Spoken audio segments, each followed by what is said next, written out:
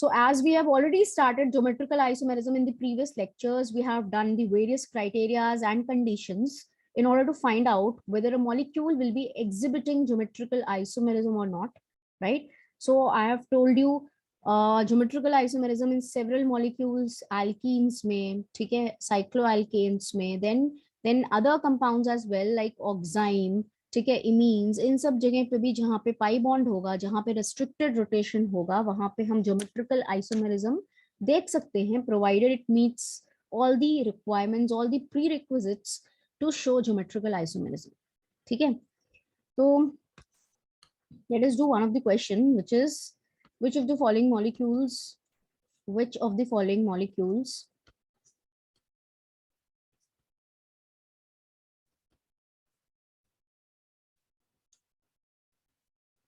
will show geometrical isomerism.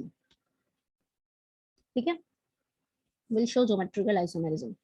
चलो, and the compounds that I'm giving you is योग. This is one of the compound. आपको यहाँ पे बताना है कि geometrical isomerism show करेगा नहीं करेगा. दूसरा compound that I'm taking is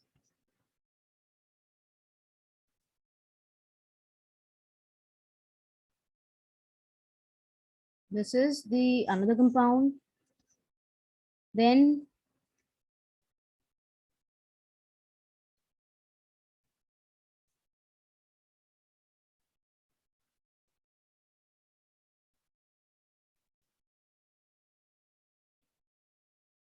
ठीक है, this is another compound.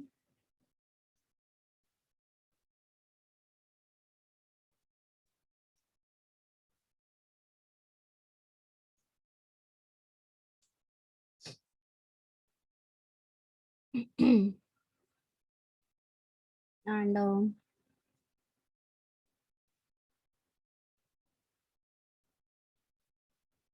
so ये हो गया.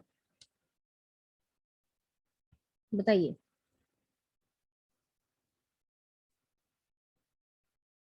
यहाँ इसको ले लेते हैं hydrogen. So let us find out whether these molecules will show geometrical isomerism or not. So if we see this molecule, तो इसमें हम बहुत क्लियरली देख सकते हैं कि इस कार्बन के पास क्या है. ये दोनों मिथाइल है, इसके पास दोनों हाइड्रोजन है, इसके पास भी दोनों हाइड्रोजन है, इसके पास दोनों ग्रुप्स अलग थे, methyl and hydrogen. But with respect to the other RRBA, restricted rotation bonded atom, ये सब क्या है, सारे ग्रुप्स क्या है, सेम है. आई मीन आप क्लास जरा ध्यान से देखो, मिथाइल को ऊपर रखो या नीचे रखो, अबव द प्लेन और below the plane, above the plane और बिलो द प्लेन. इसमें आप इस वाले मिथाइल को चाहे अबव करो, अबव करोगे तो ये मिथाइल के साथ ही सेम साइड पे होगा. इवन इफ इस मिथाइल को आप बिलो द प्लेन कर दो तो भी तो ये मिथाइल के साथ ही सेम साइड पे होगा, राइट. ये कोई नया अरेंजमेंट देगा ही नहीं. तो यहाँ पे this molecule will not show geometrical isomerism. ठीक है, next B. So will this molecule show geometrical isomerism? B show करेगा, B करेगा. सबसे पहले तो आप देखिए ये क्या है, ये एल्कीन है. एल्कीन में रेस्ट्रिक्टेड रोटेशन कहाँ पे होता है, इस डबल बॉन्ड के क्रॉस होता है. सो दिस इज RRBA, ये कार्बन और ये कार्बन RRBA हो गया, रेस्ट्रिक्टेड रोटेशन बॉन्डेड एटम हो गया. ठीक है, इसके साथ जुड़े हुए एटम्स या ग्रुप्स क्या अलग हैं, जरा ध्यान से देखना. आपके पास दो RRBA है, दोनों RRBA को आपको सेपरेटली चेक करना होता है. इसके पास क्या दोनों एटम्स या ग्रुप सेम है, बिल्कुल नहीं सेम है. ये दोनों क्या है, सॉरी, आर दे डिफरेंट, क्या इस RRBA के साथ दोनों एटम्स या जो ग्रुप्स लगे हुए हैं वो डिफरेंट है, बिल्कुल नहीं, ये दोनों तो सेम हो गए ना. उसी तरह से अगर आप देखो तो इस वाले RRBA के साथ, रेस्ट्रिक्टेड रोटेशन बॉन्डेड एटम के साथ, ये दोनों ग्रुप्स क्या है, सेम हो गए. तो ये तो बिल्कुल भी ज्योमेट्रिकल आइसोमेरिज्म शो नहीं करेगा. व्हाट इज दिस बेसिकली, अभी तक मैं एल्कीन्स को ऐसे लिखते आ रही थी ना, ये A, ये B, ये B. अभी आप लोगों को दिख रहा है, यहाँ पे देखो, यहाँ पे दो RRB है, एक ये RRB है और ये एक ये RRB है. तो आपको दोनों पे इंडिविजुअली चेक करना होता है, इसके साथ क्या प्रेजेंट है, सेम, इसके साथ क्या प्रेजेंट है, सेम. सो ये ऑब्वियसली ज्योमेट्रिकल आइसोमेरिज्म शो नहीं करेगा. Are you getting my point. मैंने क्या किया था, मैंने जस्ट इस एल्कीन को रिप्रेजेंट इस तरह से कर दिया था. तो आपको A और B कैसा दिख रहा था, सेम साइड पे. आई मीन आपको ये जो ग्रुप्स दिख रहे थे, मे बी बहुत लोगों ने इसको ऐसे देखा होगा कि A और B डिफरेंट है, A और B डिफरेंट है, इसलिए शो करेगा. बट हमें करना क्या होता है, हमें सेम एटम के ऊपर देखना होता है, RRBA के साथ जो जुड़े हुए हैं उनको कंपेयर करना होता है, ठीक है। सो ये शो नहीं करेगा। नेक्स्ट वन, नेक्स्ट वन बताइए आप लोग फटाफट से जल्दी। नेक्स्ट में क्या होगा? Will this molecule show geometrical isomerism? ये शो करेगा? Will this show? Let me see how many of you लोग बोल रहे हैं नहीं करेगा, कुछ बोल रहे करेगा, कुछ बोल रहे नहीं करेगा। So first question is that कि यहाँ पे रेस्ट्रिक्टेड रोटेशन किसके अबाउट हो रहा है ना। So we can very clearly see कि there is a double bond, एक पाई बॉन्ड के अबाउट रेस्ट्रिक्टेड रोटेशन होता है। यहाँ पे हो गया, ये दोनों कार्बन और नाइट्रोजन जो है they are in the same plane. अब हमें, हमारे पास RRBA यहाँ पे कौन है? हमारे पास RRBA है कार्बन, रेस्ट्रिक्टेड रोटेशन के साथ जो एटम्स बॉन्डेड है वो कार्बन और नाइट्रोजन है। तो कार्बन के साथ क्या जुड़ा हुआ है? हाइड्रोजन और मिथाइल ग्रुप, तो ये दोनों डिफरेंट हो गए। अभी नाइट्रोजन के साथ क्या जुड़ा हुआ है? नाइट्रोजन के साथ है आपका हाइड्रोजन, ठीक है। देखो अरेंजमेंट नया होना चाहिए। And nitrogen has one lone pair, nitrogen has one lone pair. मैंने सिंपली बोला है कि 3D में इनका अरेंजमेंट डिफरेंट अगर हो गया तो ये शो करेंगे। अब आप यहाँ पे जरा ध्यान से देखिए तो आप यहाँ पे बहुत क्लियरली देख सकते हो कि यहाँ पे ये दोनों हाइड्रोजन्स जो हैं they are on the opposite side.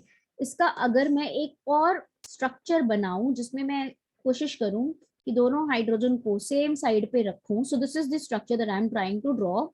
तो ये हो गया लोन पेयर इस तरफ। अब जरा आप ध्यान से देखो, इसमें क्या आपको दिख रहा है? इसमें आपको दोनों हाइड्रोजन्स जो है वो सेम साइड पे दिख रहे हैं।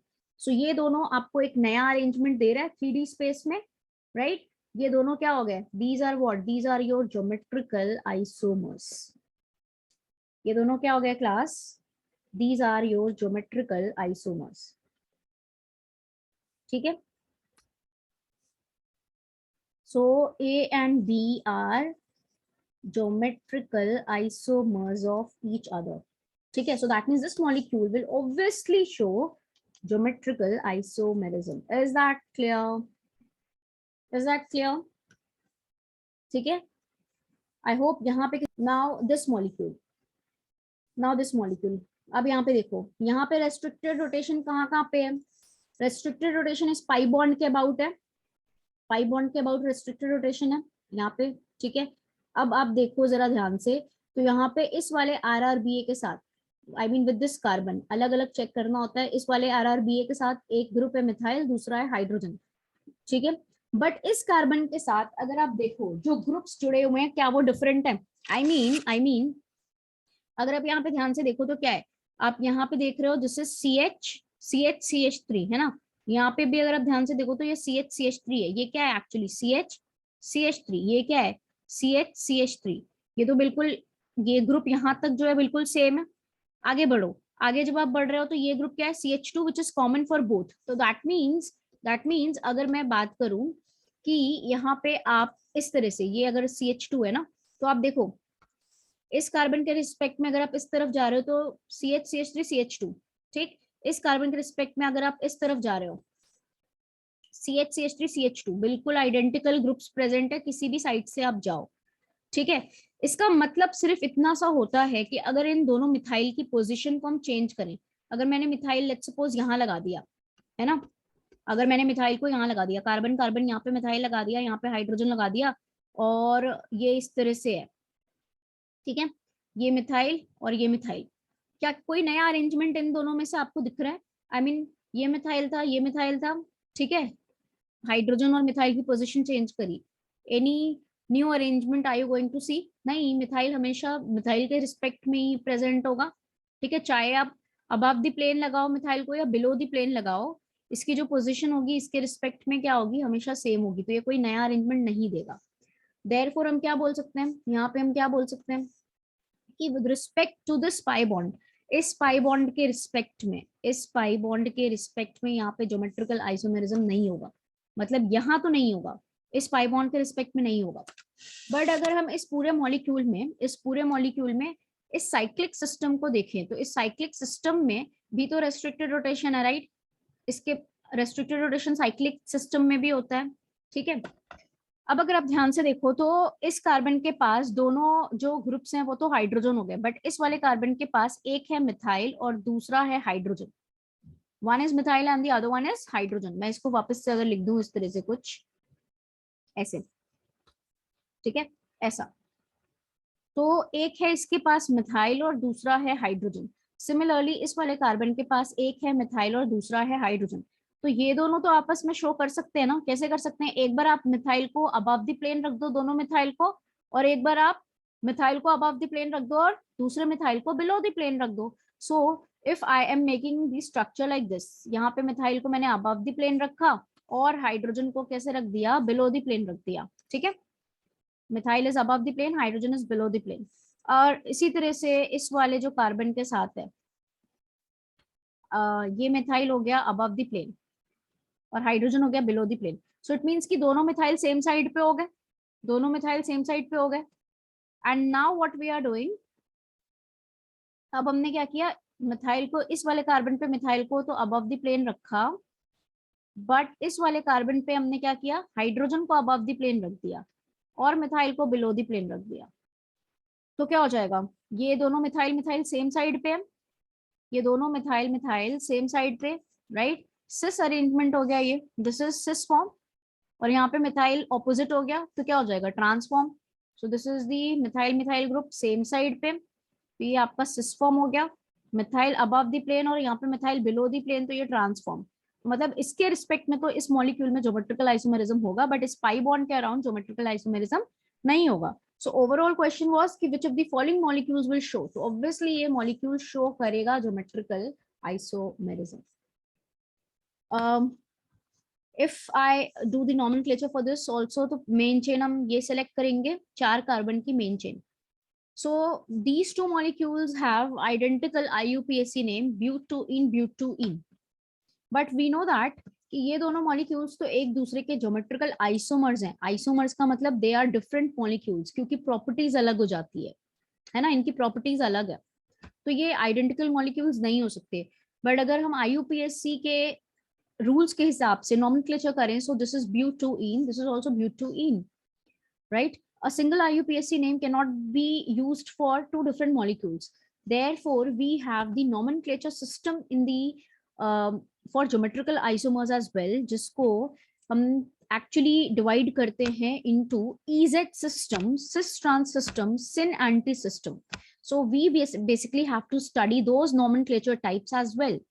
तो यहाँ पे हमने अभी cis trans तो मैंने आपको बता दिया था, तो ये cis और ये trans, ठीक है, सिस और ट्रांस। अब अगर आप इसके आगे सिस लगा दो और इसके आगे ट्रांस लगा दो, तो अभी cis butene, trans butene. Now you can easily differentiate that these two are different molecules. So that's why we have to study the nomenclature system in the geometrical isomers. ठीक है, इसीलिए geometrical isomers में भी nomenclature system की जरूरत आई, है ना। इसीलिए हम नॉमेनक्लेचर में जब रूल्स पढ़ते थे तो हमने लिखा था कि cis and trans are separated by hyphens, ठीक। ऑल्दो वहां पे हमने सिस ट्रांस बेसिकली इतना यूज नहीं किया था, क्योंकि तब तक हमने ज्योमेट्रिकल आइसोमर्स नहीं पढ़ा था, ठीक है। So let us begin with that.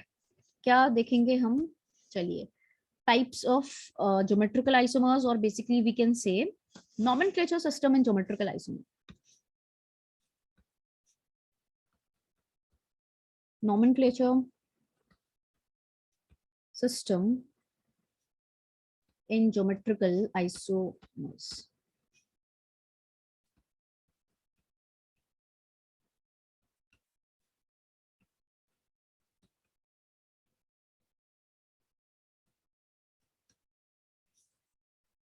Okay.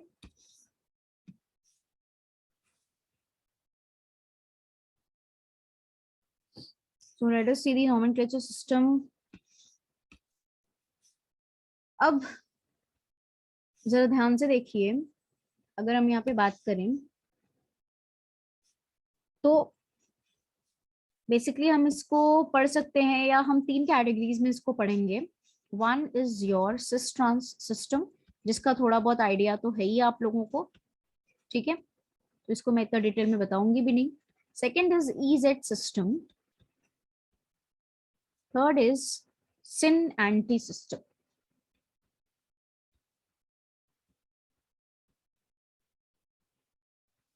Class अगर मैं आपको बात करूं तो EZ system is the most broad term that we can use for the nomenclature system in the geometrical isomerism.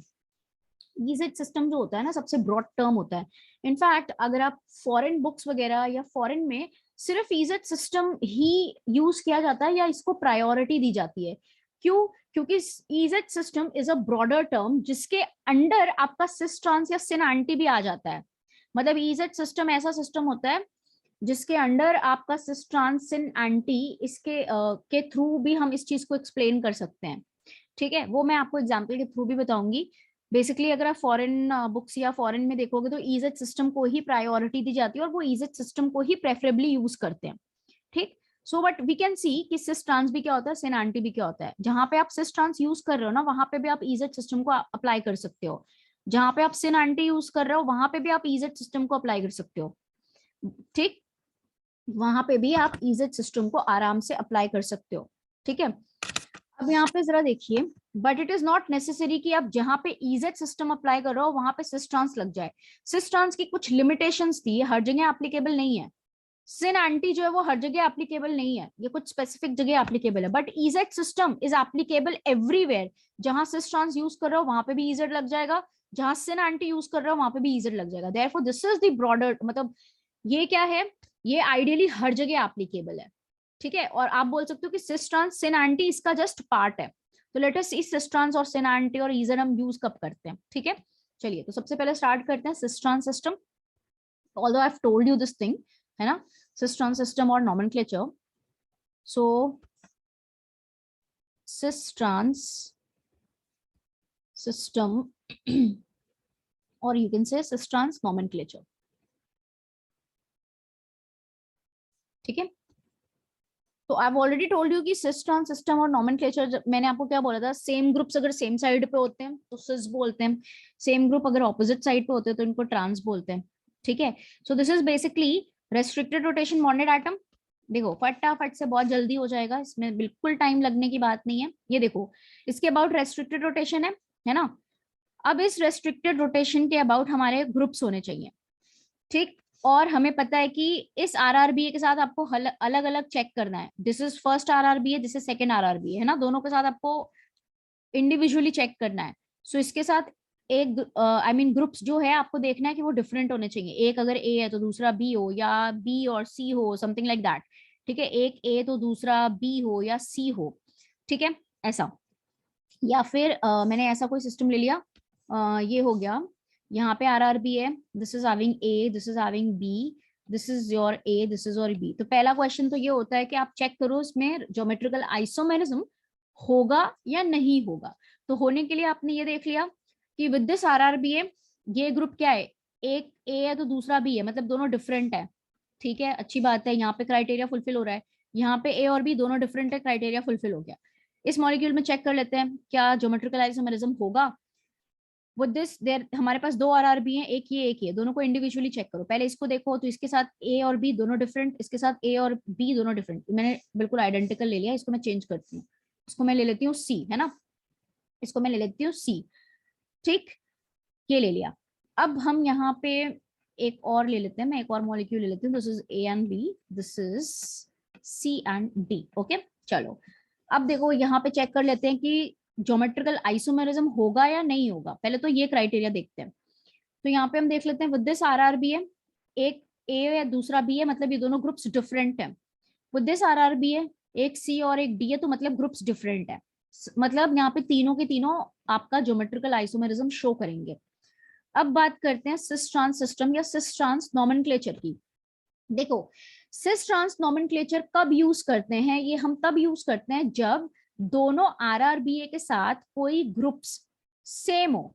ठीक है, कोई ग्रुप सेम हो सकता है कि एक ही ग्रुप सेम हो सकता है कि एक से ज्यादा ग्रुप सेम हो। फॉर एग्जाम्पल इस वाले मॉलिक्यूल में अगर आप देखो, सो this is RRBA1, this is RRBA2।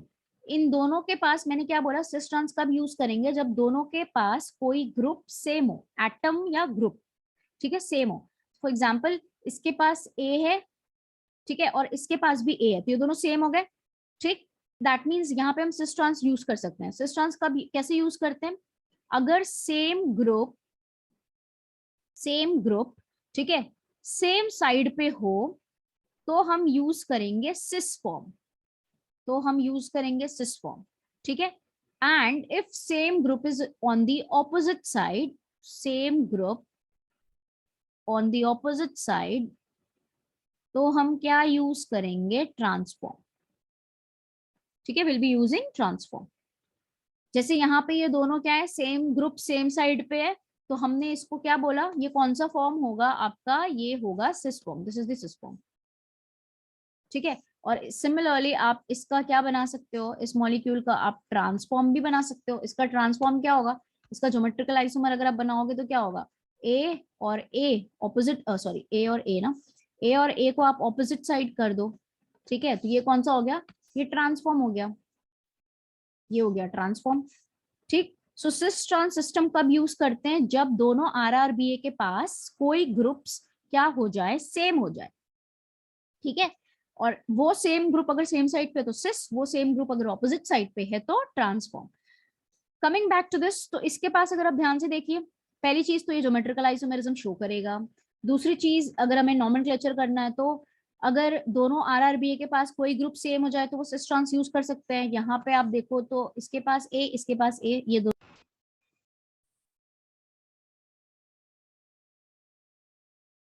Okay. Now if we look at this molecule, तो इसमें आप क्या देख सकते हो, इसके पास ए ग्रुप्स तो सेम है, उसके साथ साथ बी ग्रुप्स भी सेम है, दोनों ग्रुप सेम हो गए, दोनों ग्रुप सेम हो गए ना, बी भी सेम है। तो आप यहाँ पे सिस और ट्रांस किसी के भी रिस्पेक्ट में बोल सकते हो, ए के रिस्पेक्ट में बोलो या बी के रिस्पेक्ट में बोलो, आप किसी के भी रिस्पेक्ट में सिस एंड ट्रांस बोल सकते हो, ठीक है। यहाँ पे क्या देखो, यहाँ पे ए दोनों सेम साइड या बी भी सेम साइड, तो ये क्या हो जाएगा, तो ये क्या हो जाएगा, this is your cis form. और इसी का दूसरा क्या हो जाएगा, if A on the opposite side and B on the opposite side, so मैंने क्या बोला था कि आप किसी के रिस्पेक्ट में देख लो, ऑपोजिट पीबी भी ऑपोजिट, तो क्या हो जाएगा, this is the trans form. So cis trans system is basically used in those cases जहां पे आपके आरआरबीए के पास दोनों आरआरबीए जो हैं उनके साथ कोई ग्रुप क्या हो जाए, सेम हो जाए, then we use this system of nomenclature. Is that clear, ठीक है, ठीक है, आगे बढ़े। Okay, let's move ahead.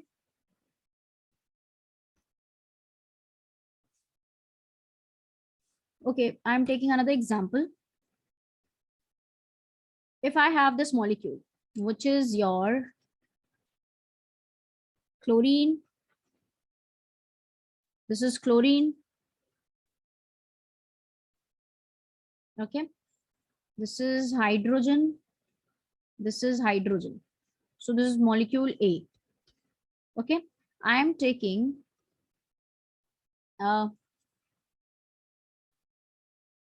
क्या ले लिया, मैंने ले लिया क्लोरीन, ठीक है, this is hydrogen, this is hydrogen, this is chlorine, ठीक है। Now I am taking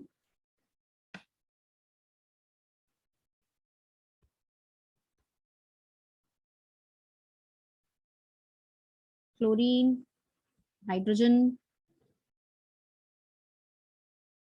hydrogen, chlorine,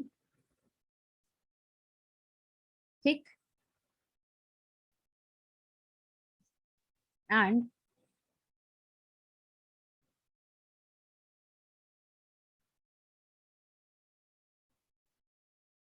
chlorine, hydrogen,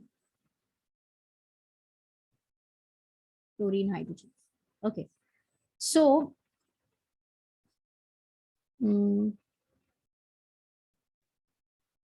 we have to find out the relationship between these molecules, we have to find out the relationship between these molecules, ठीक है।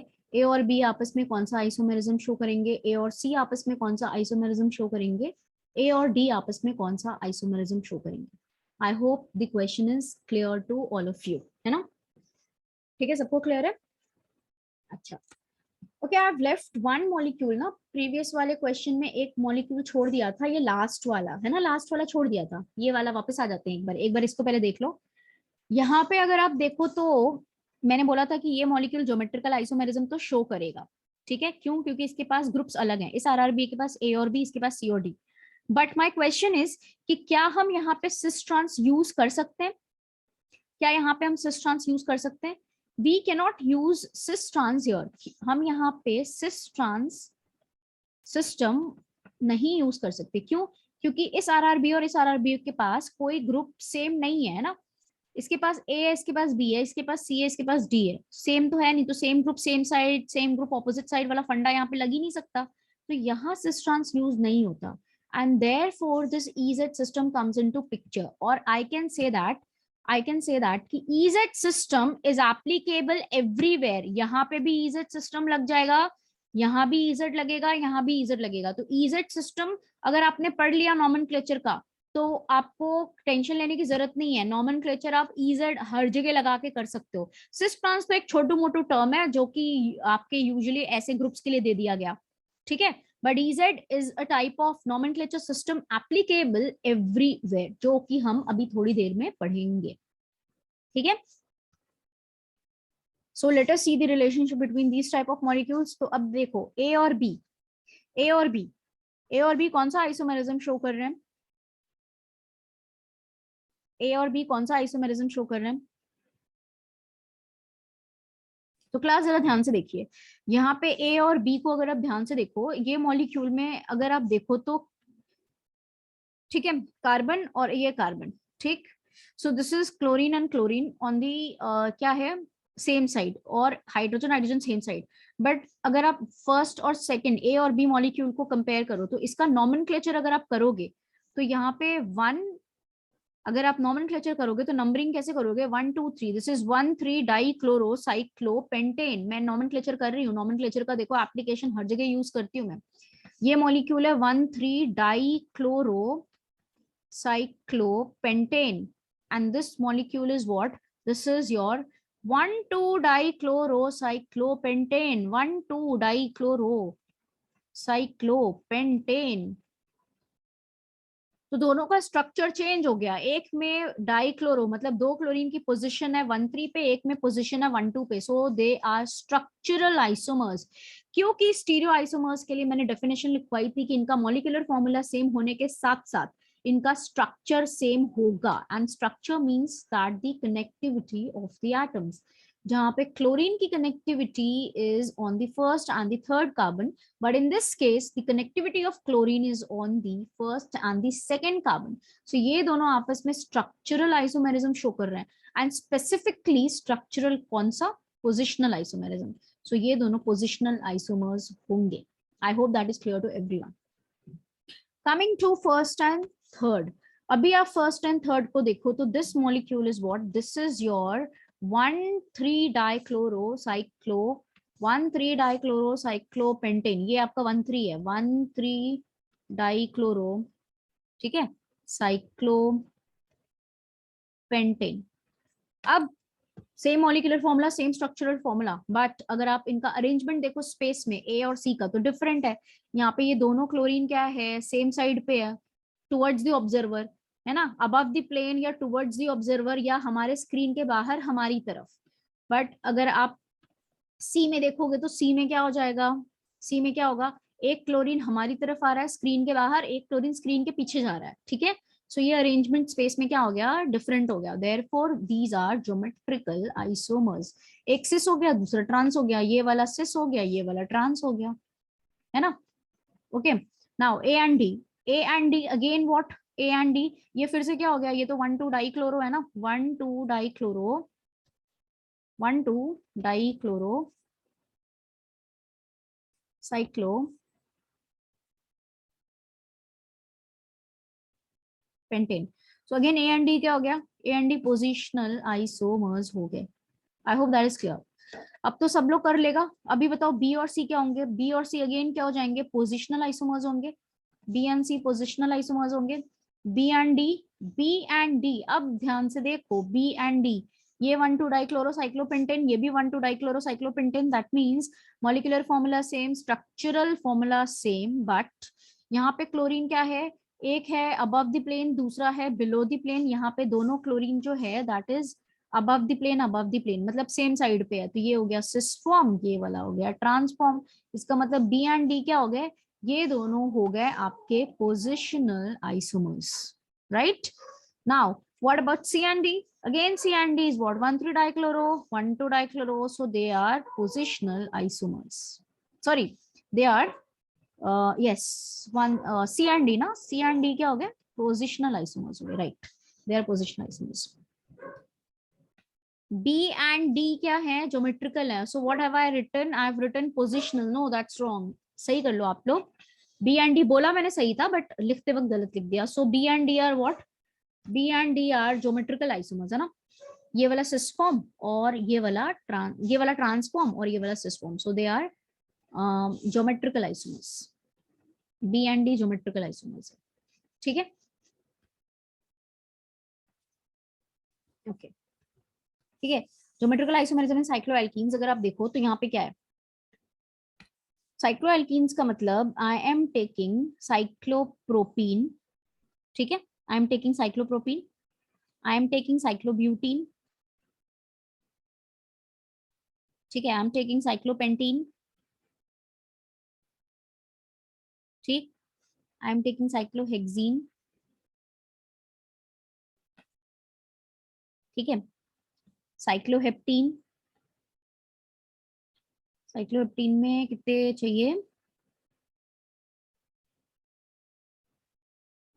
Bonds, 7 carbons चाहिए,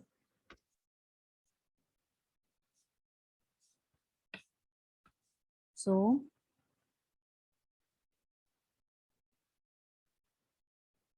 कितने हो गए, 1 2 3 4 5 6 7, ठीक है, 7 कार्बन्स, ठीक है। So this is what, this is cyclopropene, cyclobutene, cyclopentane, cyclohexene, cycloheptene. So these are the various types of cycloalkenes that I've taken. इसका मतलब यहाँ पे अगर आप देखो तो यहाँ पे क्या होता है, यहाँ पे आपका रेस्ट्रिक्टेड रोटेशन, अगर मैं डबल बॉन्ड के अबाउट देखूं तो डबल बॉन्ड के अबाउट रेस्ट्रिक्टेड रोटेशन तो सब में है ना, डबल बॉन्ड, ठीक है साइड। अब यहाँ पे आप जरा ध्यान से देखो क्लास, तो होता क्या है ना, अगर जैसे कुछ लोग ये पूछ सकते हैं कि इस डबल बॉन्ड के रिस्पेक्ट में ये कार्बन आरआरबी है और ये कार्बन आरआरबी है, सो इसके पास अगर एक हाइड्रोजन है, ठीक है, with this RRBA atom, if this is hydrogen this is hydrogen, ठीक है, जैसे लोग हम चेक करते थे ना, तो ये इस आरआरबीए के पास एक हाइड्रोजन और दूसरा वाला तो कार्बन है, दूसरा तो कार्बन है, मतलब ये कार्बन और ये हाइड्रोजन, सो इस आरआरबीए के साथ तो ग्रुप्स अलग हो गए। सिमिलरली इस वाले कार्बन मतलब आरआरबीए के साथ ये वाला तो कार्बन हो गया, ये हाइड्रोजन हो गया, मतलब ये तो सेटिस्फाई कर रहा है ना कि एटम्स या ग्रुप्स अलग है। तो यहाँ पे तो restrict I mean geometrical isomerism इस डबल बॉन्ड के अक्रॉस तो हो सकता है अगर इनकी रिलेटिव पोजीशन जो है 3D स्पेस में चेंज हो जाए, ठीक है, ठीक, तो ये मतलब हमारा ज्योमेट्रिकल आइसोमेरिज्म तो शो कर सकते हैं, ठीक है ना। नाउ अब होता क्या है कि सिस फॉर्म, अगर आप ध्यान से देखो तो ये जो मॉलिक्यूल है ये किस फॉर्म में एग्जिस्ट कर रहा है, सिस फॉर्म में, क्योंकि अगर आप देखो तो हाइड्रोजन हाइड्रोजन जो सेम ग्रुप है वो सेम साइड पे है, so this is the cis form, ठीक है, ये सिस फॉर्म। बट अगर आप यहाँ पे इसका ट्रांसफॉर्म बनाने की कोशिश करो तो ट्रांसफॉर्म में कैसा होना चाहिए, क्योंकि ये साइक्लिक सिस्टम है ना, तो अगर ये हाइड्रोजन इस तरफ है तो ये वाला हाइड्रोजन कैसा होना चाहिए, ऑपोजिट साइड पे होना चाहिए, this hydrogen should be on the opposite side, ठीक है, कुछ ऐसा। या एक्चुअली क्या होना चाहिए था, आइडियली क्या होना चाहिए था, ये वाला जो बॉन्ड है ना, आइडियली क्या होना चाहिए था, ये वाला जो कार्बन का बॉन्ड है वो फिर ऑपोजिट कैसे होता, अगर ये कार्बन का बॉन्ड इस तरफ जा रहा है तो ये वाला कार्बन का बॉन्ड इस तरफ जाना चाहिए, opposite side. But cyclic system होने की वजह से वो चीज तो यहाँ पे पॉसिबल ही नहीं है, साइक्लिक सिस्टम होने की वजह से वो चीज यहाँ पे पॉसिबल नहीं है। एंड इनफैक्ट अगर आपका ये वाला hydrogen, this hydrogen is existing इस तरह से इसके ऑपोजिट, तो क्या होता है ना, यहाँ पे आप बॉन्ड एंगल देखो, दिस बॉन्ड एंगल, ये क्या हो जाता है, ये बॉन्ड एंगल काफी ज्यादा है, मोर देन 180, तो ये क्या होता है 180 से ज्यादा हो गया, सो यहाँ पे एंगल स्ट्रेन क्या होता है, बहुत ज्यादा होता है, मतलब ये स्ट्रक्चर क्या होता है, highly unstable, this structure is what, highly highly unstable, high angle strain, high angle strain. So आपका ये जो साइक्लोपेंटीन है वो बाय डिफॉल्ट सिर्फ सिस फॉर्म में एग्जिस्ट करता है, ट्रांस फॉर्म में एग्जिस्ट नहीं करता। ठीक है, ट्रांस फॉर्म में एग्जिस्ट नहीं करता। Similarly when you go for cyclobutene, जब आप साइक्लोब्यूटीन के लिए जाओगे तो साइक्लोब्यूटीन में भी ये देखो हाइड्रोजन हाइड्रोजन तो सेम साइड पे है। ठीक है, hydrogen hydrogen is on the same side, मतलब ये सिस फॉर्म में तो एग्जिस्ट कर रहा है। सिस फॉर्म तो हम जब इसका स्ट्रक्चर बनाते हैं तो ऐसे ही बनाते हैं, ये तो सिस फॉर्म हो गया। बट जब आप इसके ट्रांसफॉर्म की बात करो, जैसे इसमें हमने बोला कि इसका ट्रांसफॉर्म एग्जिस्ट नहीं करता, सिमिलरली अगर आप यहाँ पे इस मॉलिक्यूल के ट्रांसफॉर्म की बात करोगे तो ये मॉलिक्यूल जो है वो अपने ट्रांसफॉर्म में एग्जिस्ट नहीं करेगा। Again that same reason high angle strain, same reason high angle strain, मतलब ये ट्रांसफॉर्म में एग्जिस्ट नहीं करेगा। सो यहाँ से कॉन्क्लूजन क्या आता है ना, कॉन्क्लूजन क्या आता है कि जो आपके साइक्लोएल्कीन्स हैं which is from 3 membered to 7 membered, ये 3 मेंबर्ड है ना, 3 कार्बन वाली रिंग है, 4 कार्बन की रिंग है, ये 5, ये 6, ये 7। So 3 membered to 7 membered cycloalkenes do not show geometrical isomerism. They do not show geometrical isomerism due to high angle strain. Due to high angle strain. ठीक है, सो अब जैसे यहाँ पे हाइड्रोजन हाइड्रोजन सेम साइड पे है, यहाँ पे हाइड्रोजन, सब में मैंने सिस फॉर्म बना दिया है, सब में मैंने इनका सिस फॉर्म बना दिया। बट अगर मैं ट्रांसफॉर्म की बात करूं तो सब में ट्रांसफॉर्म हाई एंगल स्ट्रेन की वजह से क्या होगा, स्टेबल नहीं होगा। ठीक है, तो सब में आपका ट्रांसफॉर्म एग्जिस्ट नहीं करेगा, ट्रांसफॉर्म एग्जिस्ट नहीं कर रहा, सिस फॉर्म सब में एग्जिस्ट कर रहा है। This is cis, this is cis, this is cis, trans exist नहीं करेगा। सो व्हाट वी कैन से, एक कंक्लूजन जो हमने यहाँ से डिराइव किया वो क्या है, थ्री मेंबर्ड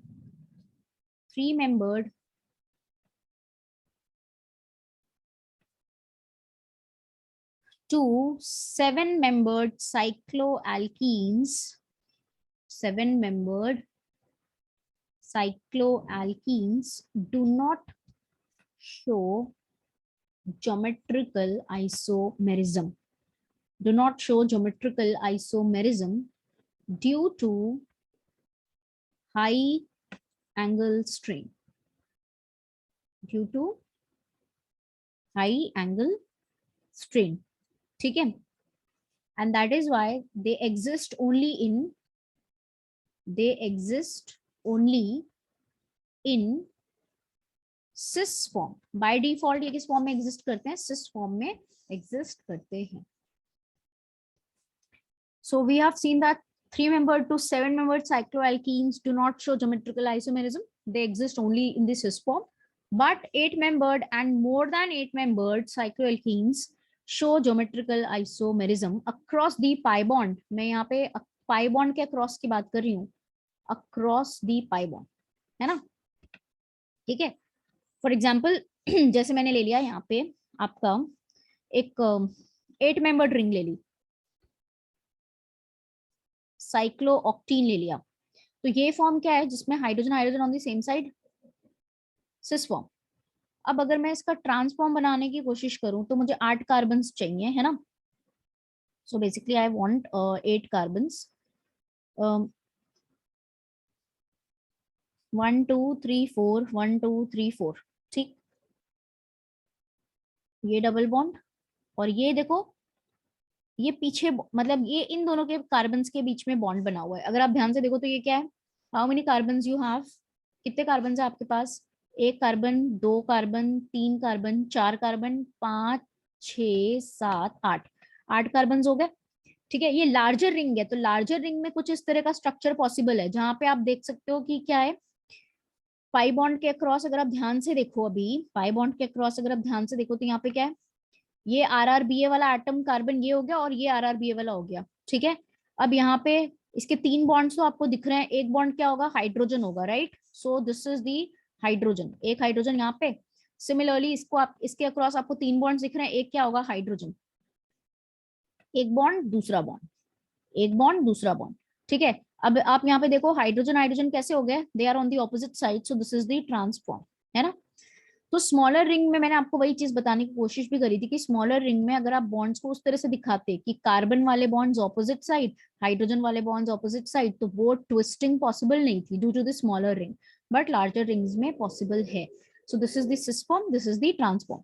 तो ये साइक्लोऑक्टीन में सिस ट्रांसफॉर्म दोनों एग्जिस्ट कर रहा है, दैट मींस ये ज्योमेट्रिकल आइसोमेरिज्म शो करेगा। सिमिलरली इफ यू टेक इससे भी ज्यादा 10 मेंबर्ड रिंग अगर ले ली, ठीक है, तो इसमें तो आप बहुत ही क्लियरली ऐसे भी दिखा सकते हो। यहाँ पे देखो ये क्या हो गया, साइक्लोडेकीन है, साइक्लोडेकीन। और अगर मैं ये दिखाऊं, क्लास एक बात बताओ मुझे, चलो एक बात बताओ, मेरा क्वेश्चन आप लोगों से ये है, if this molecule is molecule A and this is molecule B, A और बी ये दोनों डिफरेंट है या सेम है? ये दोनों डिफरेंट है या सेम है? These two molecules are different or same? Different. Wow, very good, very good. Bond की पोजीशन चेंज कर दी तो बस डिफरेंट हो गया, इसीलिए तो पूछा मैंने कि दिमाग तुम लोग लगाओगे, अच्छा वाला दिमाग लगाओगे, है ना। Sneha, are you serious? Are the positional isomers?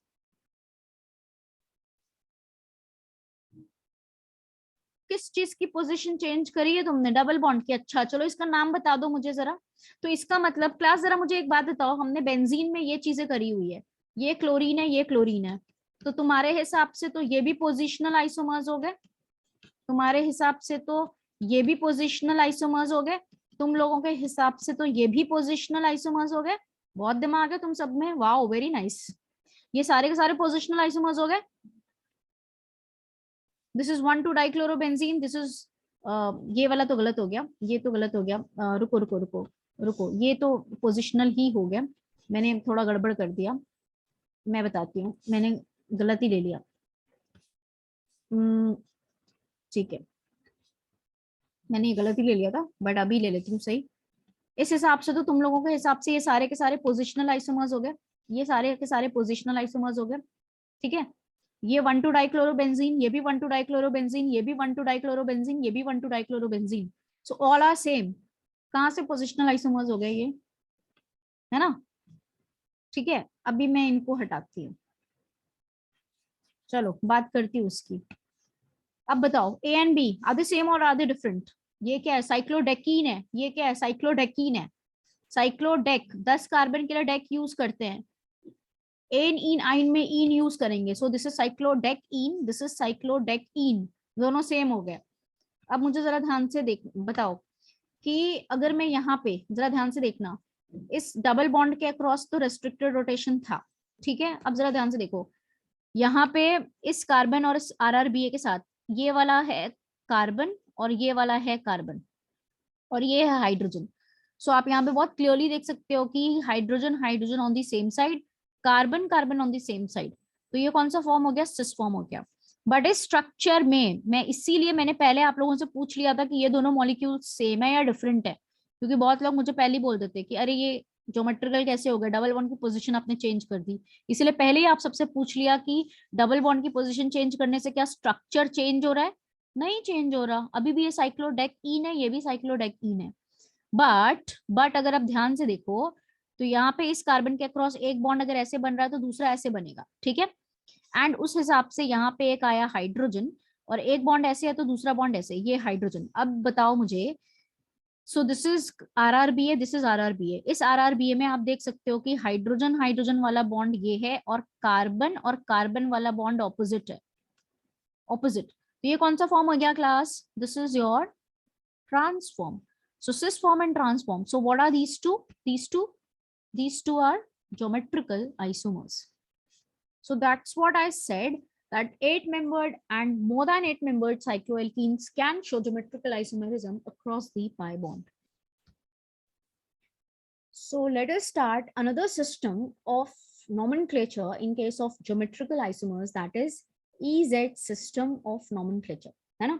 Types of geometrical isomers में हमने सिस ट्रांस देख लिया, अभी हम EZ की बात करते हैं, ठीक है। सो EZ कहाँ पे एप्लीकेबल होता है, मैंने आपको बताया था, है ना। Like I have given you this example, जो मैंने ये एग्जांपल दिया था आप लोगों को कि इस मॉलिक्यूल में जब RRBA के पास कोई भी ग्रुप सेम ना हो, वहां हम सिस ट्रांस नहीं लगा सकते, तो प्रॉब्लम आई। अब अगर हम सिस ट्रांस नहीं लगाएंगे तो क्या लगाएंगे, इसका नॉमेनक्लेचर कैसे करेंगे, इनके आइसोमर्स को डिफरेंशिएट कैसे करेंगे। Then in that case we have another system which is your EZ system।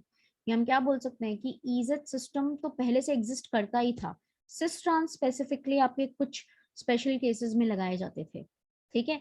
तो EZ सिस्टम ऑफ नॉमेनक्लेचर तो सबके लिए आया ही है, विच इज राइट, कि अब इस सिस्टम के हिसाब से हम आइसोमर्स को किस तरह से डिफरेंशिएट करेंगे या उनको किस तरह से हम डेजिग्नेट करेंगे। So we just have to see that, है ना। तो उसमें क्या रूल्स होंगे, that will be just now starting. अभी देखते हैं कि उसमें क्या होगा।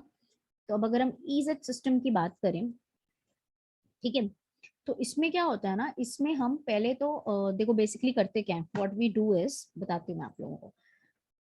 अगर हमारा ज्योमेट्रिकल आइसोमेरिज्म लेट्स सपोज ये है, मॉलिक्यूल्स है ना, ये है। अभी मैंने बोला कि इसके पास A है, ये B है, ये C है, ये D है।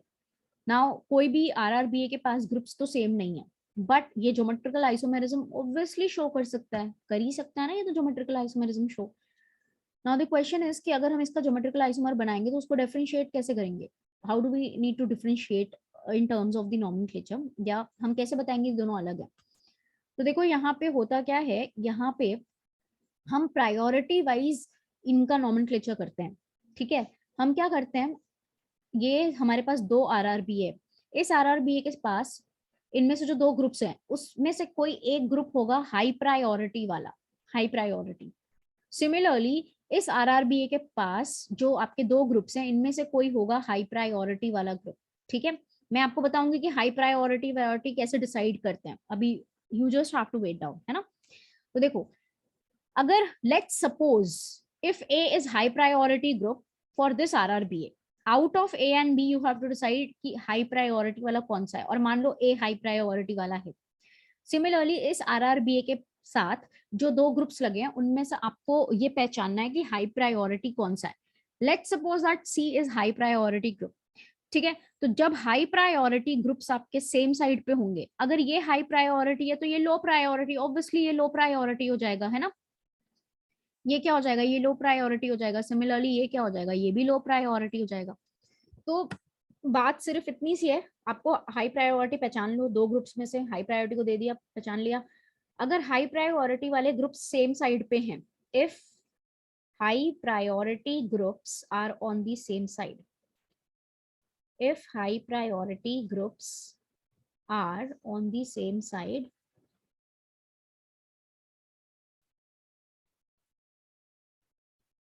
तो इस फॉर्म को हम बोलते हैं E form. Now what does this E stands for, यहाँ पे EZ सिस्टम में E और Z का मतलब क्या होता है वो भी मैं बताती हूँ अभी। EZ स्टैंड्स फॉर, ठीक है, वो भी बताती हूँ।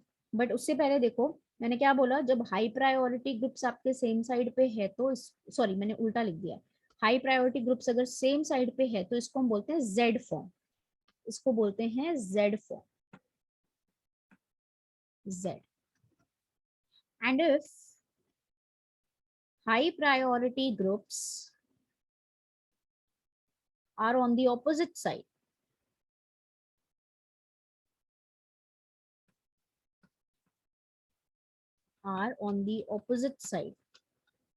so इसको बोलते हैं E फॉर्म, ठीक है। नाउ ध्यान से देखना, Z stands for Zusammen, Z stands for Zusammen, this is a German word, ठीक है, ये German word है। and E stands for Entgegen, Entgegen, ठीक है। Z stands for Zusammen and E stands for Entgegen, ठीक है, ये जर्मन वर्ड्स हैं। और इनका मतलब Z का मतलब Zusammen का मतलब होता है together, Zusammen stands for together, together मतलब सेम साइड, है ना। इसीलिए अगर high priority group same side पे होगा तो Z फॉर्म, Zusammen फॉर्म, और अगर high priority groups opposite side पे होगा, एंटगेगन का मतलब ऑपोजिट ही होता है। तो this is your E form। EZ system में E stands for Entgegen means opposite side, Z stands for Zusammen मतलब together, और ये दोनों जर्मन वर्ड्स हैं, बेस्ड ऑन दी रूल, यहाँ पे इज सिस्टम जो है नॉमेनक्लेचर का, वो एक हम रूल फॉलो करके करते हैं which is called as CIP rule. ठीक है, फॉर एग्जाम्पल CIP रूल जब मैं अभी आपको पढ़ाऊंगी तो पहले ये देख लो, अगर high priority groups opposite side पे हो गए ना, जैसे ये था ना, यहाँ पे मैं ग्रुप्स ही बना दूं, तो ये क्या था, ये A, ये B, अभी ये आपका हो गया C और D। सो हमने किसको लिया था, A को हाई प्रायोरिटी लिया था और C को हाई प्रायोरिटी लिया था। और high priority low priority decide करेंगे according to a rule which is called as golden rule और CIP रूल। ठीक है, ठीक है class. So the priority is assigned on the basis of atomic number, ये चीज इंपॉर्टेंट है। Now this priority which is being assigned on the basis of atomic number is based on a rule जिसको हम बोलते हैं CIP rule या golden rule। तो CIP stands for, देखो CIP जो है वो ये तीन साइंटिस्ट्स का नाम है, कैन, इनगोल्ड एंड प्रेलॉग। कैन, इनगोल्ड एंड प्रेलॉग, ये तीन साइंटिस्ट थे जिनका नाम है कैन, इनगोल्ड एंड प्रेलॉग। इन तीनों के बेसिस पे CIP रूल बोला गया है। Cahn was the German scientist, Prelog was the German scientist. तो कैन जो है जर्मन का था, तो इस वजह से इसके बेसिस पे जर्मन टर्म यूज किया गया है EZ।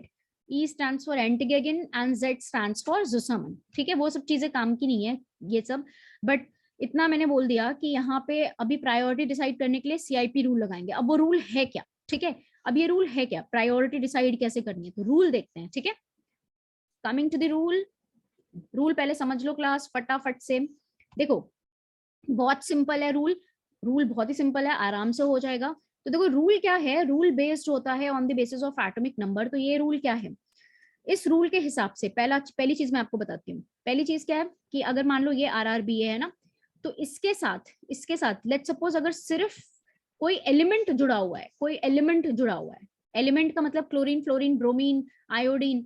ठीक है, एटम, एटम की बात करी हूँ, एलिमेंट होगा तो ऑब्वियसली एटॉमिक फॉर्म में अगर है, ठीक है, तो वहां पे एटॉमिक नंबर के बेसिस पे हम उसको हाई प्रायोरिटी देंगे। एंड जो एटम एटम डायरेक्टली इस RRBA के साथ जुड़ा होगा, उसी एटम का हमें एटॉमिक नंबर चूज करना होगा। ठीक है, फॉर एग्जांपल्स दोनों RRBA के साथ आप इंडिविजुअली चेक करोगे। So if this is the first RRBA के साथ अभी हमें चेक करना है, तो लेट्स सपोज इसके साथ आपका जुड़ा हुआ है, मैं यहाँ पे एटम्स जोड़ देती हूँ। ठीक है, क्लोरीन जुड़ा हुआ है, यहाँ पे फ्लोरीन है, यहाँ पे ब्रोमीन है, यहाँ पे आयोडीन है। So the atom which is directly bonded to this RRBA, जिसका एटॉमिक नंबर ज्यादा है उसकी प्रायोरिटी ज्यादा होगी। अब क्लोरीन एंड फ्लोरीन में किसका एटॉमिक नंबर ज्यादा होता है, क्लोरीन का एटॉमिक नंबर ज्यादा होता है फ्लोरीन से, इसीलिए क्लोरीन की प्रायोरिटी फ्लोरीन से ज्यादा, तो ये हाई प्रायोरिटी ग्रुप हो गया। ठीक है, अब इस वाले RRBA पे आप आओ तो यहाँ पे ब्रोमीन और आयोडीन है। अब आयोडीन एंड ब्रोमीन में किसका एटॉमिक नंबर ज्यादा होता है, आयोडीन का एटॉमिक नंबर आपके ब्रोमीन से ज्यादा है, देयरफॉर आयोडीन की प्रायोरिटी ब्रोमीन से ज्यादा, therefore this is high priority group.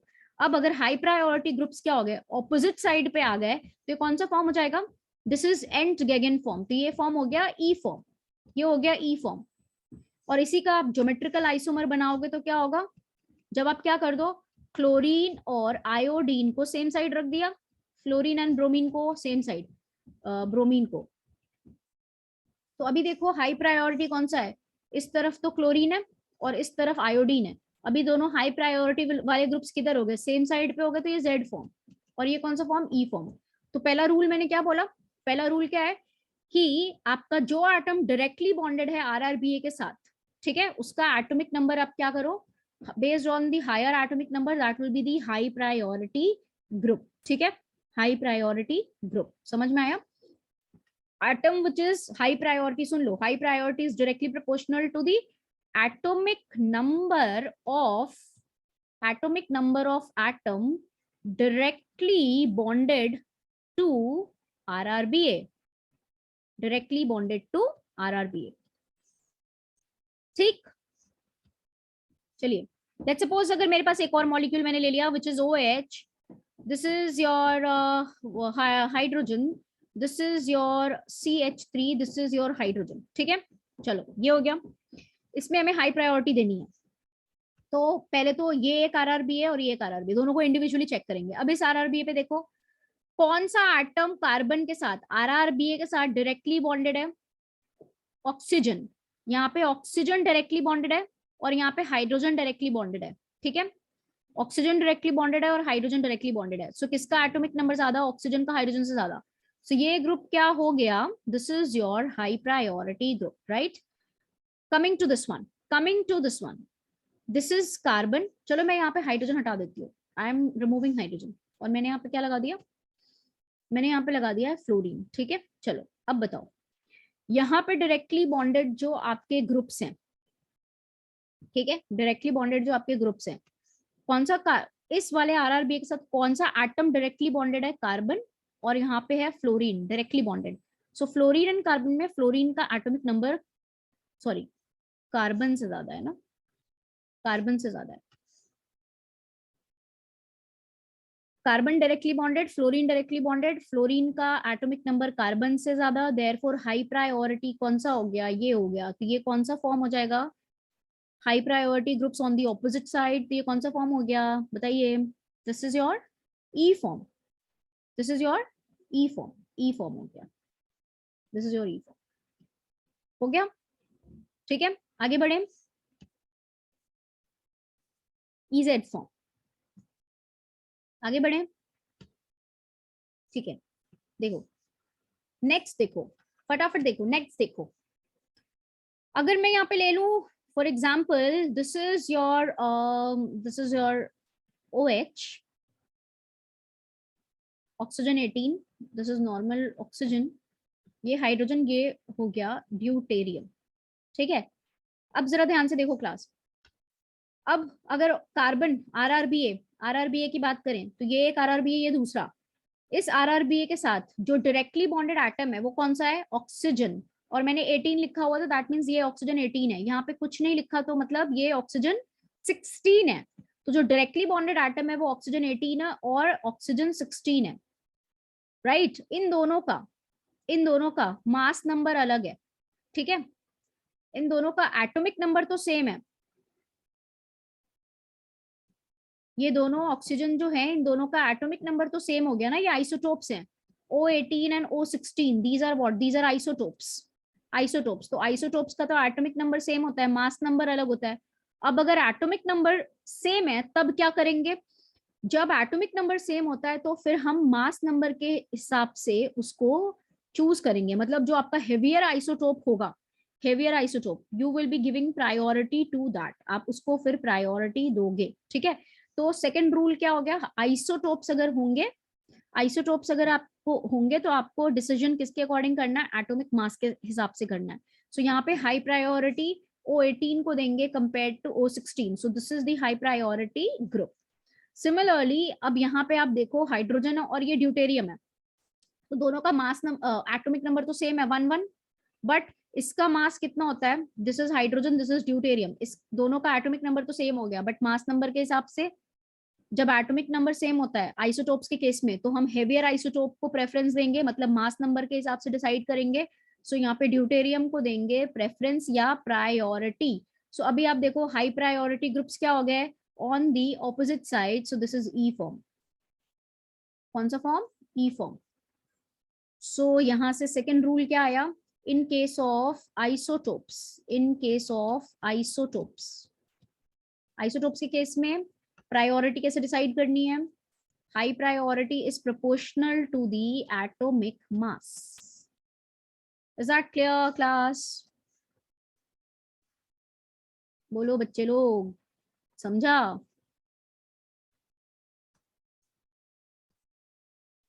Okay, let's suppose I am taking another example, जहां पे अभी मैंने ले लिया which is your CH3 and this is your CH2OH, OH NH2। चलिए हाई प्रायोरिटी असाइन करते हैं, है ना। सो हमारे पास दो, हमें पता है कि रेस्ट्रिक्टेड रोटेशन यहाँ पे है, तो एक आरआरबी है ये, एक आरआरबी है ये, इसके पास दो ग्रुप्स अलग, इसके पास दो ग्रुप्स अलग। पहली तो चीज आपको ये भी चेक करनी है कि ज्योमेट्रिकल आइसोमेरिज्म हो रहा है नहीं हो रहा है ना, हो रहा है। इसके साथ दोनों ग्रुप्स अलग है, इसके साथ दोनों ग्रुप्स अलग है, तो मतलब हो रहा है। अब ये दोनों ग्रुप्स जो हैं, कोई भी ग्रुप कॉमन नहीं है, तो सिस ट्रांस नहीं लग सकता, ईजेड लगा सकते हैं। ईजेड लगाने के लिए रूल क्या होता है, सबसे पहले जो एटम डायरेक्टली बॉन्डेड होगा कार्बन के साथ, ठीक है, मैंने लिखा CH2 है, जानबूझ के लिखती हूँ मैं ऐसी चीजें, क्योंकि बहुत लोग इतना अच्छा दिमाग लगाते हैं ना, वो मेरे को क्या बोलेंगे कि यहाँ पे तो मैंने CH2 लिखा, तो इसका मतलब कार्बन डायरेक्टली बॉन्डेड है। और कुछ बच्चे, क्योंकि मैंने यहाँ पे ऐसे CH2 लिख दिया है और ऐसे OH लिखा है, तो कुछ मेरे को बोलेंगे मैम यहाँ पे तो हाइड्रोजन डायरेक्टली बॉन्डेड है कार्बन के साथ, है ना। फिर कार्बन और हाइड्रोजन के बीच में प्रायोरिटी चेक करनी, बिल्कुल नहीं। क्यों? If I am writing it to be as CH2, इसका मतलब क्या होता है, इसका मतलब क्या होता है कि यहाँ पे बॉन्डिंग किस तरह से है, बॉन्डिंग कैसे होती है, ये हो गया कार्बन, ये हो गया कार्बन, और ये है आपका 3 हाइड्रोजन, ठीक है। अगर इस वाले चीज को मैं एक्सपैंड करूं, सो दिस इज कार्बन, कार्बन के साथ ये आपके हो गए हाइड्रोजन, फिर ऑक्सीजन, फिर hydrogen. This is how the bonding is actually in this case, ठीक है। सो इतना दिमाग तो सबके पास होना चाहिए। चलिए अब बताइए, अब आता है कि इस RRBA के साथ हमें पहले प्रायोरिटी इधर असाइन करनी है। तो इस RRBA के साथ अगर आप ध्यान से देखो तो क्या होगा, क्या होगा, पहला एटम जो डायरेक्टली बॉन्डेड है वो हो गया carbon, that is your carbon. अगर पहला एटम सेम हो जाए, if the first atom is same, और you can not decide priority on the first atom, अगर प्रायोरिटी फर्स्ट एटम पे डिसाइड नहीं हो रही तो सेकंड एटम पे बढ़ो, सेकंड एटम पे अगर नहीं हो रही तो थर्ड एटम पे बढ़ो, थर्ड एटम पे नहीं हो रही तो फोर्थ एटम पे बढ़ो, एंड सो ऑन। समझ में आया मैंने क्या बोला? अगर प्रायोरिटी फर्स्ट एटम पे डिसाइड नहीं हो रही तो प्रोसीड करो on to the further atoms, like second atom, third atom, fourth atom, and so on. अब वो कैसे करते हैं वो अभी हम चेक कर लेते हैं। चलिए, कार्बन कार्बन पहला एटम तो सेम हो गया। अब इस कार्बन के साथ देखो डायरेक्टली कौन कौन बॉन्डेड है, इस कार्बन के साथ क्या क्या बॉन्डेड है, हाइड्रोजन हाइड्रोजन हाइड्रोजन, ठीक है, हाइड्रोजन हाइड्रोजन हाइड्रोजन, ठीक है। और यहाँ पे देखो क्या क्या बॉन्डेड है, हाइड्रोजन हाइड्रोजन ऑक्सीजन, तो हाइड्रोजन हाइड्रोजन तो कॉमन हो गया ना, हाइड्रोजन हाइड्रोजन तो कॉमन हो गया, हटा दो, बचा क्या, hydrogen and oxygen, hydrogen hydrogen common हो गया तो हटा दो, बचा क्या, हाइड्रोजन एंड ऑक्सीजन। या मैं ऐसे बोल सकती हूँ, या मैं इस चीज को ऐसे बोल दूं कि देखो पहला एटम अगर सेम है कार्बन कार्बन, तो इसके साथ क्या जुड़े हुए हैं डायरेक्टली, हाइड्रोजन हाइड्रोजन हाइड्रोजन, और इस कार्बन के साथ डायरेक्टली कौन जुड़ा हुआ है, डायरेक्टली ऑक्सीजन हाइड्रोजन हाइड्रोजन। तो इनको आप ऐसे अरेंज करो, हाइड्रोजन हाइड्रोजन हाइड्रोजन, ठीक है, इस तरह से अरेंज करो। इधर बताती हूँ, ये हो गया हाइड्रोजन हाइड्रोजन हाइड्रोजन, और इसको अरेंज करो ऑक्सीजन हाइड्रोजन हाइड्रोजन, मतलब इनको decreasing order of atomic number में अरेंज करो, decreasing order of atomic number में अरेंज करो, ठीक है। तो देखो, या तो मैंने क्या बोला था, जो कॉमन है उसको छोड़ दो, जो कॉमन है उसको छोड़ दो, हाइड्रोजन हाइड्रोजन हाइड्रोजन कॉमन थे, इसको छोड़ दो। जो अनकॉमन था, ऑक्सीजन, दो ग्रुप्स कॉमन थे तो उनको निग्लेक्ट कर दिया, कैंसिल आउट कर दो, hydrogen hydrogen cancel out, hydrogen hydrogen cancel out. अब बचा क्या, हाइड्रोजन ऑक्सीजन, तो डिसीजन किसके बीच में हुआ, ऑक्सीजन और हाइड्रोजन में हायर प्रायोरिटी किसकी हुई, ऑक्सीजन की, इसीलिए हाई प्रायोरिटी ग्रुप कौन सा हो जाएगा, हाई प्रायोरिटी ग्रुप कौन सा हो गया क्लास, ये ग्रुप हाई प्रायोरिटी। या फिर मैंने आपको क्या बोला, इस कार्बन के साथ जो डायरेक्टली बॉन्डेड एटम्स है वो 3 हाइड्रोजन है, तो तीनों हाइड्रोजन का तो एटॉमिक नंबर सेम है, बट यहाँ पे एक ऑक्सीजन और 2 हाइड्रोजन है, तो इनको अरेंज कैसे करो, decreasing order of atomic number में, ठीक है। अब उसके बाद पहले पहले पे डिसीजन लो, पहले में देखो ऑक्सीजन और हाइड्रोजन, तो पहले पे ही डिसीजन हो गया, ऑक्सीजन और हाइड्रोजन में ऑक्सीजन का प्रायोरिटी ज्यादा होगा, higher atomic number, therefore therefore इस ग्रुप में ये हो गया हाई प्रायोरिटी ग्रुप, और ये हो गया low priority group. Is it clear? Now अभी देखो, अभी हम यहाँ पे क्या करते हैं, वी कैन टेक व्हाट, इस तरफ अगर आप देखो तो डायरेक्टली बॉन्डेड कौन सा है, ऑक्सीजन और नाइट्रोजन, ऑक्सीजन और नाइट्रोजन में हाई प्रायोरिटी किसकी होगी, ऑक्सीजन की, सो this is high priority on the opposite side, तो कौन सा फॉर्म हो गया, ई फॉर्म, सारे ई फॉर्म्स ही हो रहे हैं हमारे, है ना, सारे ई फॉर्म्स ही हो रहे हैं, ठीक है। सो ये रूल क्या हो गया, if priority can not be decided, if priority cannot be decided according to the first atom, ACC का मतलब according, सुन लिया सब लोगों ने, right? If priority cannot be decided according to the first atom, then proceed on the second atom, second पे नहीं हुई तो third atom, and so on so forth. ठीक है,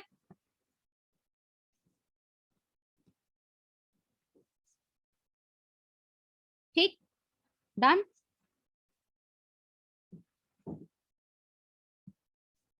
Okay,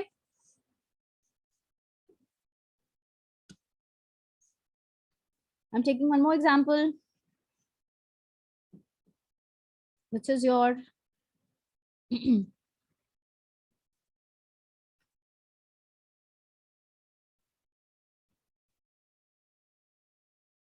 this is OH,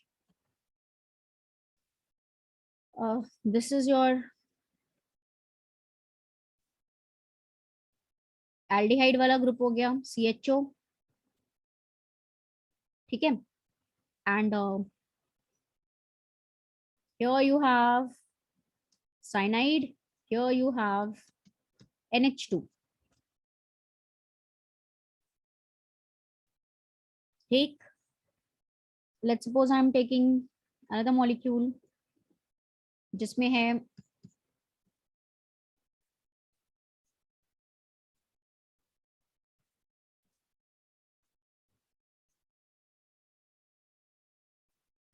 okay,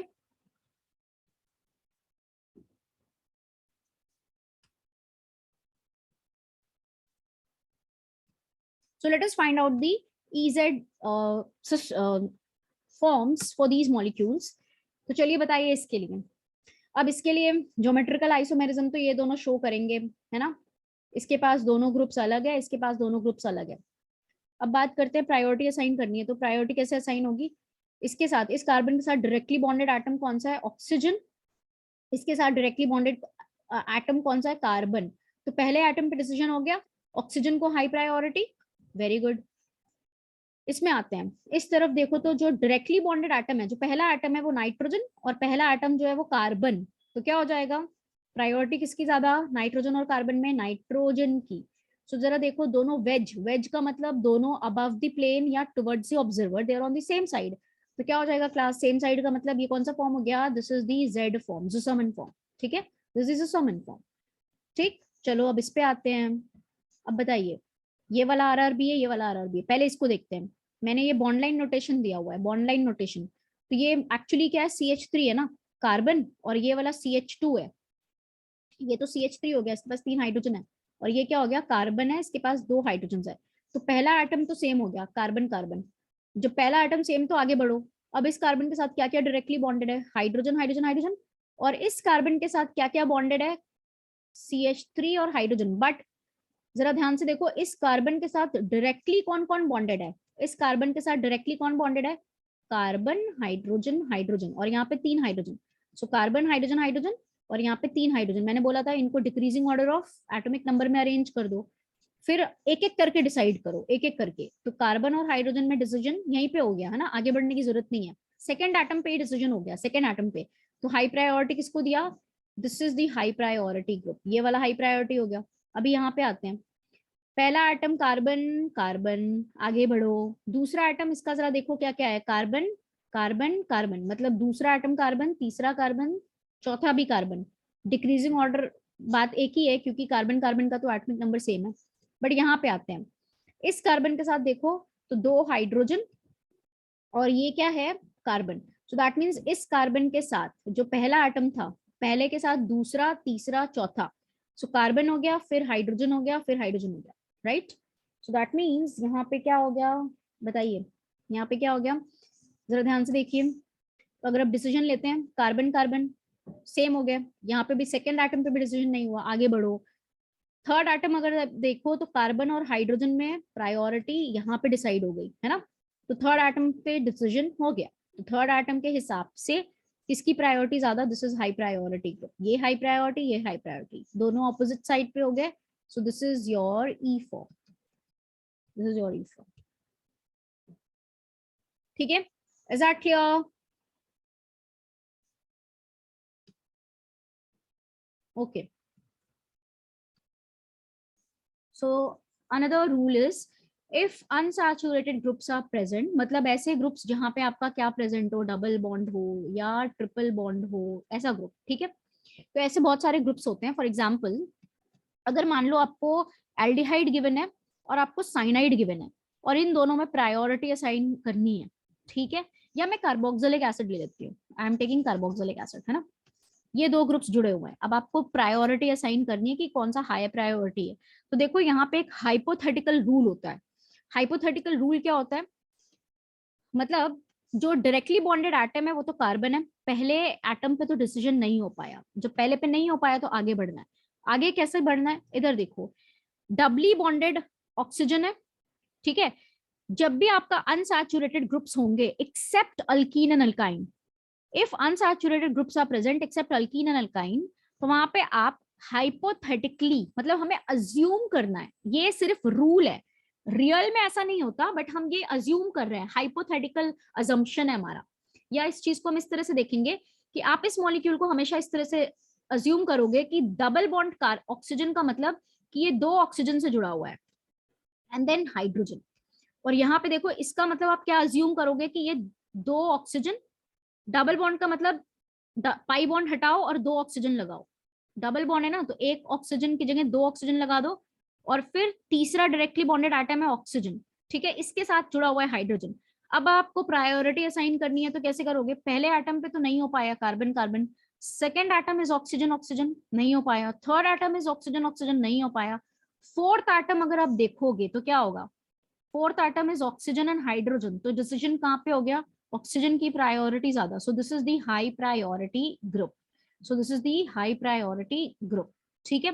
तो मैंने क्या बोला कि अगर आपके अनसैचुरेटेड ग्रुप्स प्रेजेंट है, अनसैचुरेटेड ग्रुप्स मतलब जहाँ पे डबल बॉन्ड या ट्रिपल बॉन्ड प्रेजेंट है, ठीक है, तो वहां पे आपको हाइपोथेटिकल अजम्पशन क्या लेके चलना है कि लेट्स सपोज अगर ये डबली बॉन्डेड है ना, ये क्या है, ये डबली बॉन्डेड है, तो डबल बॉन्ड को कैसे, इसको कैसे लिखोगे आप लोग, ये जो जो दो भी ग्रुप्स जिसके साथ है यहाँ पे डबल बॉन्ड को हटा के दो ऑक्सीजन, ठीक है, अगर ये सी ट्रिपल बॉन्ड एन है तो इसको कैसे लिखना है, बताइए आप लोग कैसे लिखना है, इसको हम कैसे लिखेंगे, it will be written as तीन नाइट्रोजन, तीन नाइट्रोजन, यहाँ पे except alkene and alkyne, alkene alkyne को छोड़ करके, अल्कीन अल्काइन में थोड़ा सा अलग से मैं बताऊंगी, एक्सेप्ट अल्कीन एंड अल्काइन, अभी उसका अलग से बताऊंगी, या आपका मान लो ये इस तरह से हो जाए COOH, तो इसको किस तरह से आप अज्यूम करोगे, इसको कैसे लिखना है, एक ऑक्सीजन, मतलब डबल बॉन्ड को हटाया, दो ऑक्सीजन, फिर तीसरा ऑक्सीजन, लाइक दिस, सो इस तरह से आपको ये अज्यूम करना है, ठीक है, एंड देन प्रायोरिटी को डिसाइड करना है, is that clear class, is that clear, आगे बढ़ो। When you are taking alkene and alkyne, ठीक है, जब आप एल्कीन और अल्काइन लेते हो तो वहां पे मैंने आपको क्या बताया है कि आप एक पाई बॉन्ड को तोड़ो, ठीक है, कार्बन कार्बन के बीच के पाई बॉन्ड को तोड़ करके कार्बन को कार्बन दो और इस कार्बन को एक कार्बन दो, ठीक है। सिमिलरली अगर यहाँ पे दो पाई बॉन्ड्स हैं तो पहले एक पाई बॉन्ड तोड़ा, दिस वाज कार्बन और ये CH था, जहां से पाई बॉन्ड तोड़ा वहां पे एक कार्बन इसको दिया, एक कार्बन इसको दिया, फिर हमने क्या किया, दूसरा पाई बॉन्ड तोड़ा, दूसरा पाई बॉन्ड जब तोड़ा तो हमने इस वाले कार्बन को एक कार्बन दिया और इस वाले कार्बन को एक कार्बन दिया, एंड देन फिर आप first atom, second atom, third atom, fourth atom, इसके बेसिस पे क्या करोगे, प्रायोरिटी डिसाइड करोगे, ठीक है, is that clear class, based on that एक एग्जाम्पल लेते हैं, हाँ मैं एक एग्जाम्पल ले रही हूँ, आई am taking an example, don't worry about it, example लेती हूँ ना, उससे अच्छे से आपको क्लियर होगा, मान लो मैंने ये ले लिया,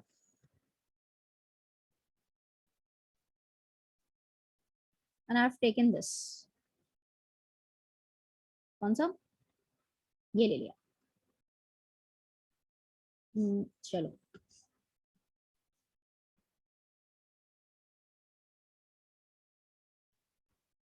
और ये ले लिया, now you have to assign priority, है ना, प्रायोरिटी डिसाइड करनी है, ठीक है। चलो पहले इस तरफ वाले में डिसाइड कर लेते हैं। तो इस तरफ वाले में आप देखो, पहला एटम जो कनेक्टेड है डायरेक्टली वो कौन सा है? First atom which is connected directly is carbon. Carbon decision नहीं हो पाया, आगे बढ़ो। आगे बढ़ने का मतलब कार्बन के साथ क्या डायरेक्टली बॉन्डेड है, तो कार्बन के साथ क्या क्या डायरेक्टली बॉन्डेड है क्लास? कार्बन के साथ नाइट्रोजन और 2 हाइड्रोजन डायरेक्टली बॉन्डेड है, तो नाइट्रोजन फिर हाइड्रोजन लिखा मैंने। इस कार्बन के साथ क्या क्या डायरेक्टली बॉन्डेड है? Oxygen and then hydrogen. मैंने स्ट्रक्चर एक्सपैंड नहीं किया, जो कि आपको करना होगा। डायरेक्टली बॉन्डेड है ऑक्सीजन हाइड्रोजन हाइड्रोजन, ठीक है। मैंने बोला था डिक्रीजिंग ऑर्डर में लिखो। फिर बताओ ऑक्सीजन और नाइट्रोजन, सेकेंड एटम पे ही आपका डिसीजन हो गया। ऑक्सीजन और नाइट्रोजन में ऑक्सीजन की प्रायोरिटी ज्यादा, सो दिस इज हाई प्रायोरिटी, इधर तो डिसाइड हो गया। अब आते हैं इस तरफ। इस तरफ है पहला एटम कार्बन, पहला एटम कार्बन, पहले एटम पे डिसीजन नहीं हुआ, ठीक है। इस वाले कार्बन के साथ second atom is carbon, third is carbon, fourth is carbon, but यहाँ पे ट्रिपल बॉन्ड है। मैंने क्या बताया, ट्रिपल बॉन्ड को हम कैसे अज्यूम करते हैं, कैसे अज्यूम करते हैं बताइए आप लोग। पहले एक पाई बॉन्ड तोड़ो, एक पाई बॉन्ड तोड़ोगे तो क्या करोगे, इसको कार्बन दोगे, इसको कार्बन दोगे।